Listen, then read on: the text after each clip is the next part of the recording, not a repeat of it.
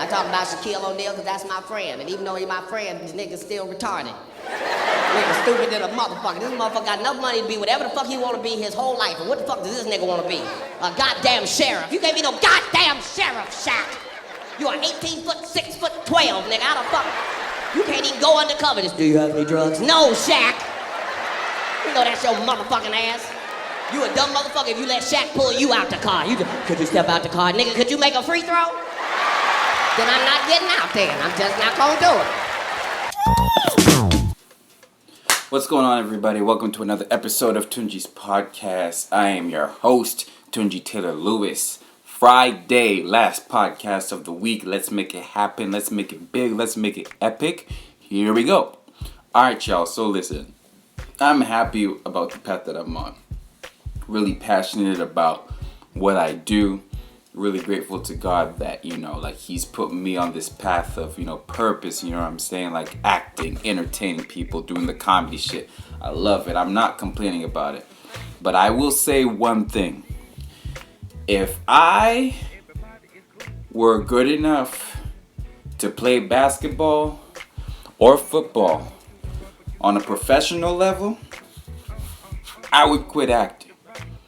Sorry, not even on a professional level. If I was just any good, at sports that have those two skills, basketball and football, man, this acting shit would, man, listen.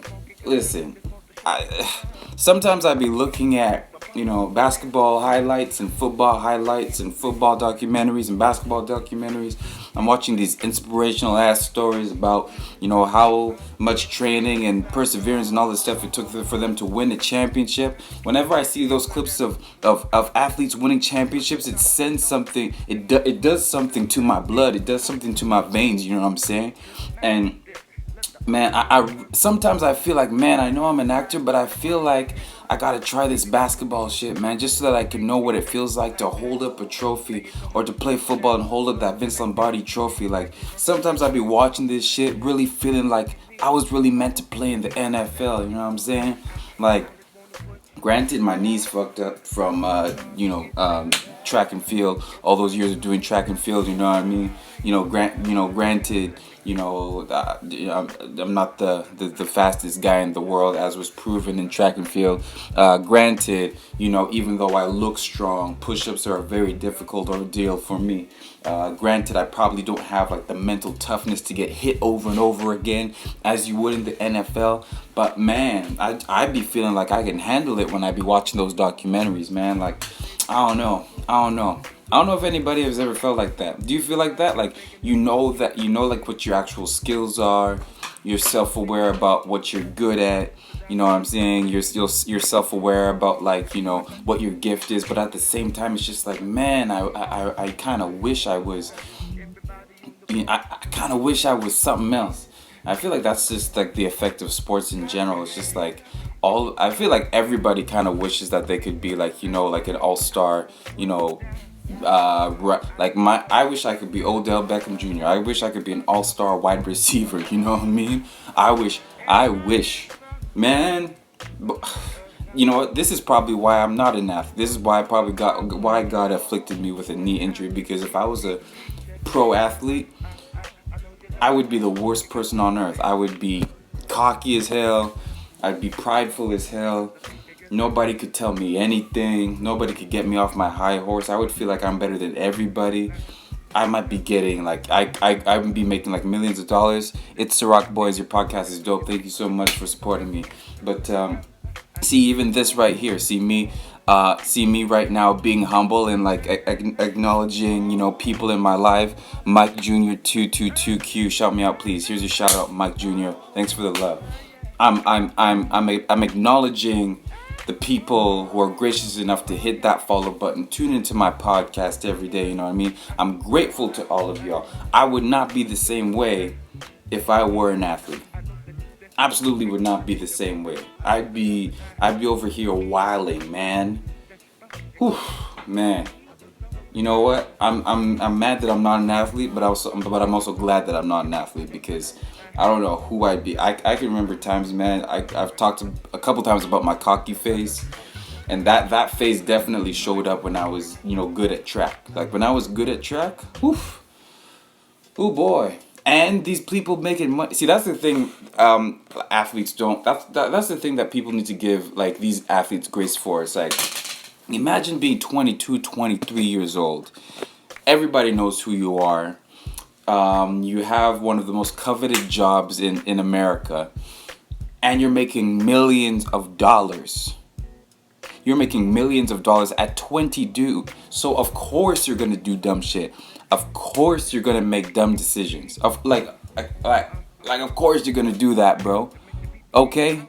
Like, and I'm just saying, if I was in that position, like I'm over here, 25-year-old actor, still on the grind, still on the come up, you know what I'm saying? I'm still humble, thinking about saving my money because I don't have a lot of money, so I gotta save it in order to get to the places where I wanna go. If I'm 25 years old, I'm playing on the Lakers, I got millions of dollars, man, no telling, I might have 2 baby mamas right now, you know what I'm saying? I might have invested into some stupid shit, into some real estate that wasn't gonna work out.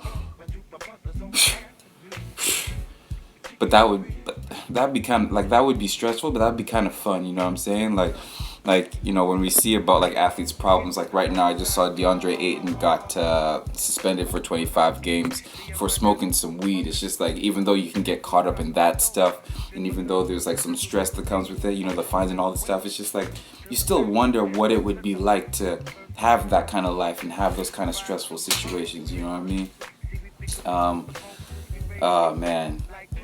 Man, now I just felt, I just felt guilty about saying all the stuff that I'm saying, because the thing that I genuinely do love to do most is perform on stage.